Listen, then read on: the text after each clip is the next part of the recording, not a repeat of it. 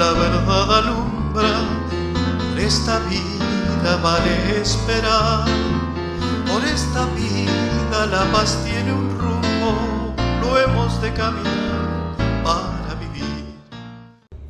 Hola Ale, ¿qué tal? ¿Cómo estás? ¿Cómo estás, Hansi? Bien. ¿Todo bien? Hablamos de tu viejo un poco. Sí. Sí. Por un lado quería contarte que para mí, ya lo sabes, tu viejo ha sido un referente, alguien, un ejemplo importante. Seguramente vos tenés varias anécdotas de las cosas que ha hecho en distintos momentos. Pero déjame decirte algo. En aquel tiempo, y estoy hablando de los años 70, en primer lugar había mucho miedo. Y en segundo lugar, entramos en esa etapa donde pronto venía todo el tema de la dictadura. La iglesia, en ese tiempo, era iglesia, o sea, se metía en las cosas de la iglesia, la comunidad, etcétera, y no necesariamente miraba hacia afuera las necesidades y en especial las situaciones políticas. Cuando vos hablas de iglesia y su rol de iglesia, mi viejo en el 69, cuando estuvo en Bosey, él hizo ahí en el Centro de Estudios Teológicos, ahí en Bosey, estuvo 6 meses, interactuando con gente en ámbito religioso de todos los lugares del mundo. Realmente tuvo una bisagra en su pensamiento. Sí, y evidentemente tenía una mentalidad bastante amplia. El asunto es que empezaron a golpear las puertas de la iglesia situaciones. En especial estamos hablando de el fin del año 73 y 74, donde está el golpe militar en Chile, y el golpe militar en Chile genera la cantidad de gente que se va de Chile y huye, y entonces viene a la Argentina, Mendoza, Buenos Aires, Bahía Blanca y demás, y la iglesia empieza a abrir sus puertas a gente que pensaba distinto, pero eran personas. Ahí es donde empezamos a pensar en el tema de derechos humanos. En el marco del miedo, en el marco de la violencia que tenía en ese momento, porque la AAA funcionaba muy fuerte en ese contexto y en ese tiempo, ahí es donde viene la famosa bomba que se le puso a la iglesia metodista en Mendoza. O sea, era un peligro todo esto. Entonces se necesitaba valentía y fe. Y eso para nosotros, gente más joven, varios años menor, Aldo era un líder, no solamente cuando fue obispo, sino cuando fue superintendente, un poco antes, y cuando era uno de los principales pastores de toda la yema. Bueno, y hablando del tema de valentía y el tema de coraje y el tema del miedo, yo recuerdo ahí una anécdota bastante fuerte, que hay que contextualizarla en los inicios de la dictadura en el año 76. La Asamblea Permanente por los Derechos Humanos ya funcionaba, ya existía como organismo de derechos humanos, pero en un círculo... Diciembre del 75, una cosa así, por ahí. Claro, ahí bien, vos tenés el dato más preciso que yo, pero es en el fines en el fin del gobierno de Isabel Perón ya existía la PDH. En el inicio de la dictadura se decide, no me acuerdo precisamente el mes, se decide hacer una reunión abierta de la Asamblea Permanente por los Derechos Humanos y se elige la Iglesia Metodista Primera en la calle Corrientes 718. Donde tu viejo era pastor. Donde mi viejo era pastor, exactamente. Obviamente ese día había una sensación de miedo bastante fuerte y bastante intensa. Estaba preparando la iglesia ahí, y organizando ahí en la iglesia. De repente le avisan que llegó la policía. Y cuando mi padre lo sale a recibir a la puerta de la iglesia, se encuentra que había carros de asalto y patrulleros y querían entrar a la iglesia. Y entonces el argumento era que en la iglesia había habido una amenaza de bomba, y que ellos tenían que entrar. En ese momento Aldo le dice: no, en la iglesia no pueden entrar. Eso es valentía. Había que tener, sin duda, había que tener valor para... Sin duda. Sí, sin duda. Y él no permite el ingreso, los policías medio que se sorprenden y le dicen: tenemos orden de entrar a la iglesia porque hay una amenaza de bomba. Él le dice: no les puedo permitir entrar a la iglesia, se va a desarrollar una reunión importante. Ellos ya sabían que... y le mencionan: nosotros sabemos que va a haber una reunión. Y él le dijo: al edificio no van a entrar, el edificio es responsabilidad nuestra y es la casa de Dios. Había muchas formas o situaciones que teníamos miedo. Pero una de las cosas, como podía desaparecer la gente o podía desaparecer uno tenía la práctica de se iba y cuando llegaba a tal lugar llamaba por teléfono y decía: llegué. El tema de mantenerse en contacto era un tema fundamental, porque en cualquier momento te podían o llevar en cana o desaparecer o aún matarte. Era de lo más común. Sí, yo creo que el miedo estaba permanentemente, y el cuidado también, y también la utilización de recursos, así como el que vos decís. En el caso de él, me acuerdo una anécdota. En una oportunidad lo habían invitado, Charles Harper lo había designado a él para que vaya a Estados Unidos a una reunión de la ONU, para hacer una ponencia en derechos humanos. En ese momento los pasaportes se gestionaban en la oficina central de la Policía Federal, en la avenida Belgrano y Virrey Ceballos. Ahí se gestionaba toda la documentación. Con tiempo él va a renovar su pasaporte. A tiempo lo va a buscar, no estaba. A tiempo lo va a buscar, no estaba. A tiempo lo va a buscar, no estaba. Y entonces en una oportunidad dice: bueno, tengo que ir a reclamarlo. Entonces sabía que iba a existir, porque ya se daba cuenta que el pasaporte no salía. Entonces le dijo a mi vieja: bueno, mira, voy a ir a la oficina central de policía por el tema del pasaporte, y si yo en tal horario no vuelvo, llámalo a Padura, llámalo a Gatinoni, Llámalos. Porque cada minuto podía significar la vida o la muerte de una persona. Y esas redes también funcionaban. En esa oportunidad él fue a buscar su pasaporte, y cuando llega a mesa central le dice: no, el pasaporte no está. Entonces él le requiere a la persona que lo atiende en mesa de entrada y le dice: bueno, yo quiero hablar con algún superior.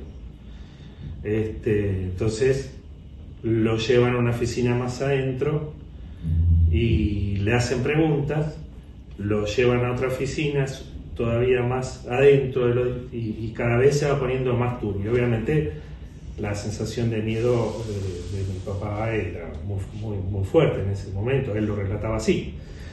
Llegado un momento lo atiende un superior y le dice: bueno, ¿y qué va a hacer usted en Estados Unidos?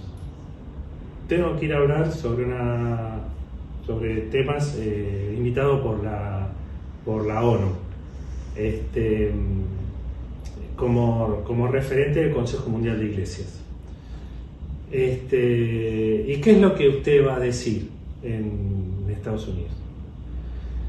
No, mire, yo tengo que hablar sobre situaciones de Latinoamérica porque soy delegado del Consejo Mundial de Iglesias en Argentina y quiero hacer esta ponencia. Pero de todos modos, y necesito el pasaporte para poder viajar a hacer esa ponencia, porque ya me esperan en la ONU para este tema. Pero no hace falta si no me dan el pasaporte. Porque imagínense que en Estados Unidos y en la ONU no es que uno va a hablar cualquier cosa. Yo ya la documentación ya la envié y ellos ya la tienen en la ONU, ya está mi ponencia ya. De ese modo la persona que lo estaba entrevistando se sorprendió y se dio cuenta que de alguna manera el discurso de ella estaba allá, y era peor que no llegue él allá. Es el miedo y la valentía al mismo tiempo, y, ¿no? la rapidez. La rapidez de pensar. Bueno, obviamente ahí apareció el pasaporte y bueno,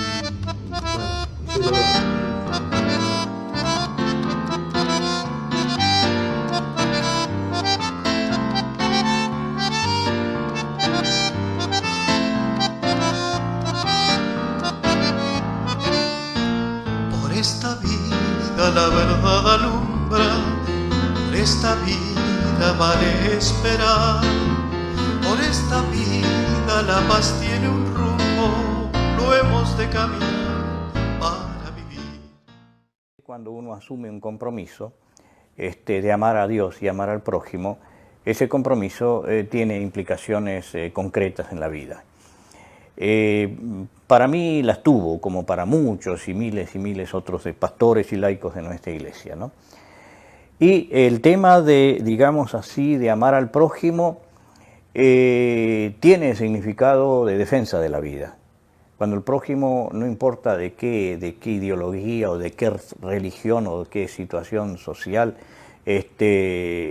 sufre y tiene sus derechos humanos violentados, somos responsables, digamos así, de expresar concretamente en esas situaciones nuestro amor al prójimo.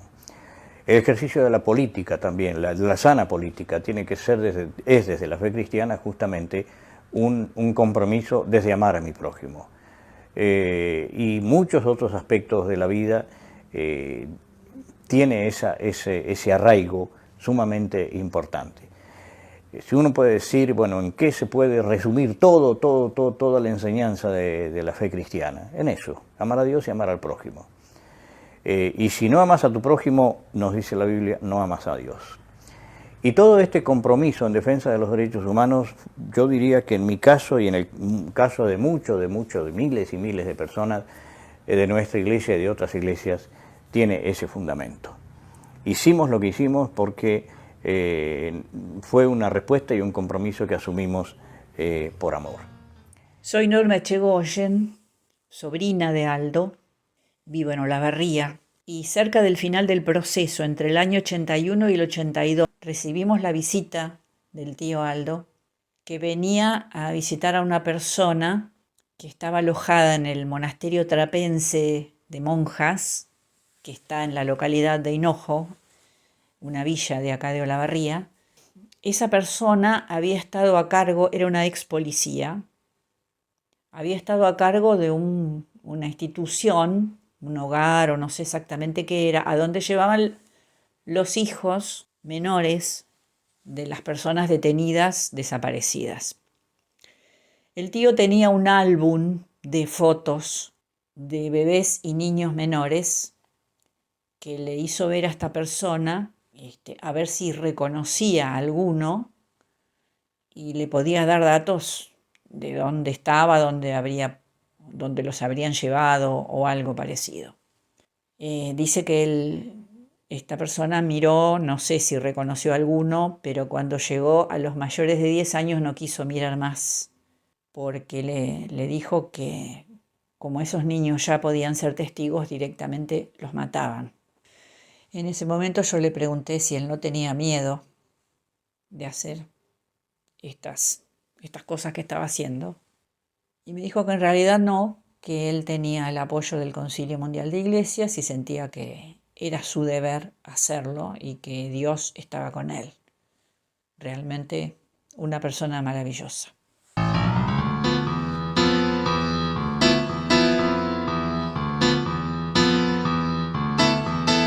esta vida se revela el débil, por esta vida justicia fluirá. Por esta vida cada primavera renueva y da valor para vivir. Empezó el tema de derechos humanos, como decíamos, por ahí, por el tiempo de los refugiados, pero el tema de los derechos humanos abarcó muchas otras cosas significativas en las cuales Aldo estuvo muy comprometido. Y básicamente me gustaría mencionar 3 o 4 cosas. Una es el tema de la visita a los presos políticos o los presos comunes.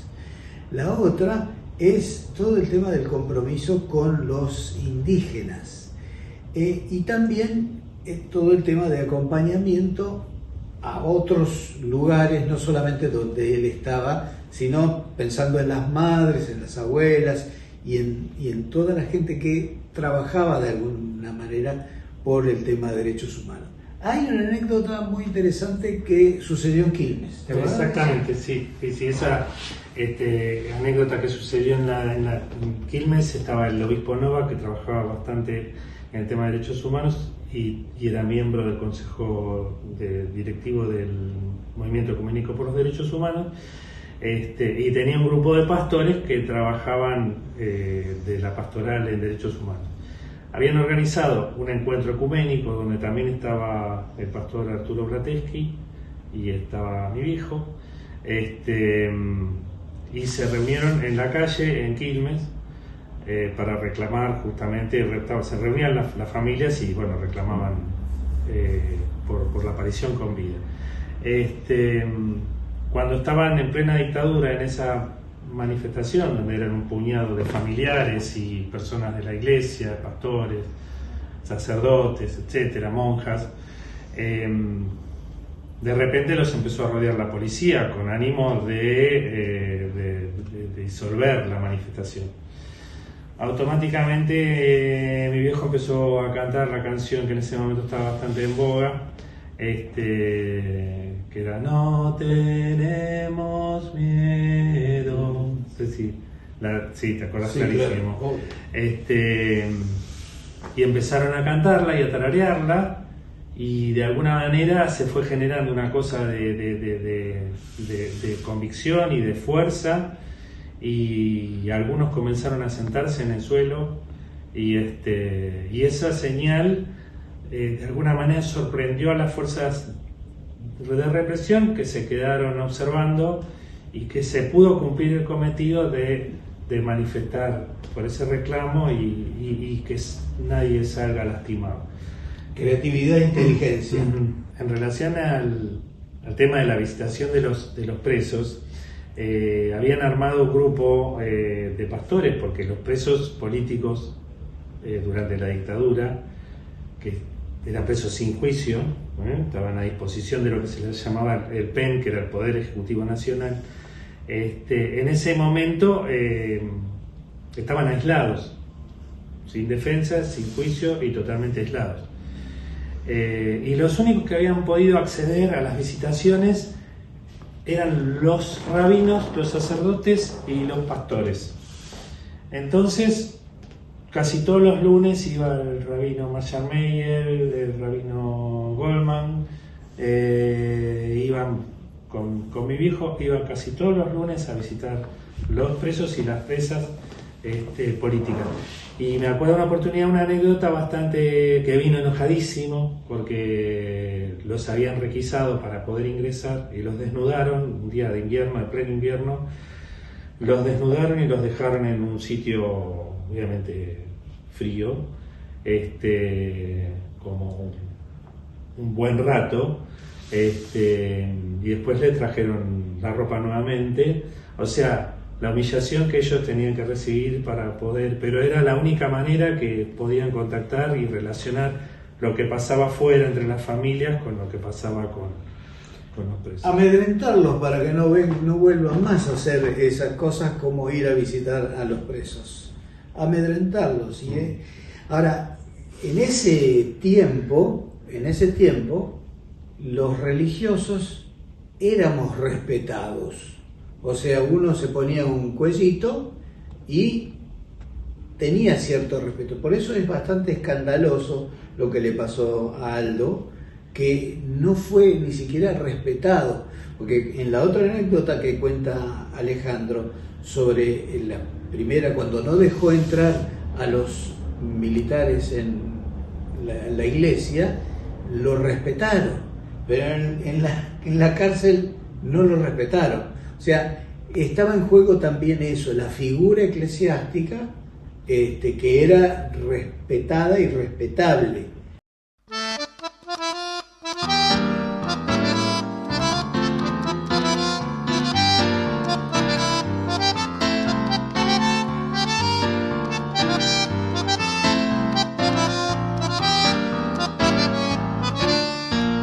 Por esta vida la verdad alumbra, por esta vida vale esperar, por esta vida la paz tiene un rumbo, lo hemos de caminar para vivir. La verdad que me alegra mucho poder compartir experiencias con el Aldo y las comunidades indígenas, incluso con funcionarios de acá de la provincia, ¿no?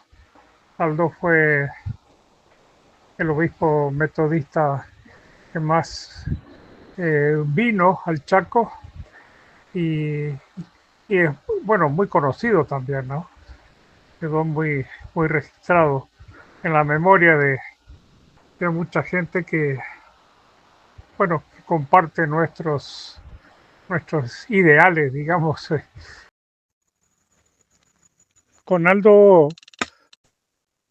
tuvimos la oportunidad de participar de varias reuniones con dirigentes indígenas y asambleas de las comunidades, especialmente aquellas con las cuales había más conflictos, digamos. Por ejemplo, Miraflores. Allí se lo recuerda al Aldo por haber estado con ellos y haber llevado no solo una palabra de aliento en esa lucha, sino también de mensaje para el gobernador, en el sentido de que le dijo, "Oh, bueno, he estado recorriendo las comunidades y escuché esto y esto y esto, y bueno, y esto es responsabilidad tuya darles respuestas, ¿no?".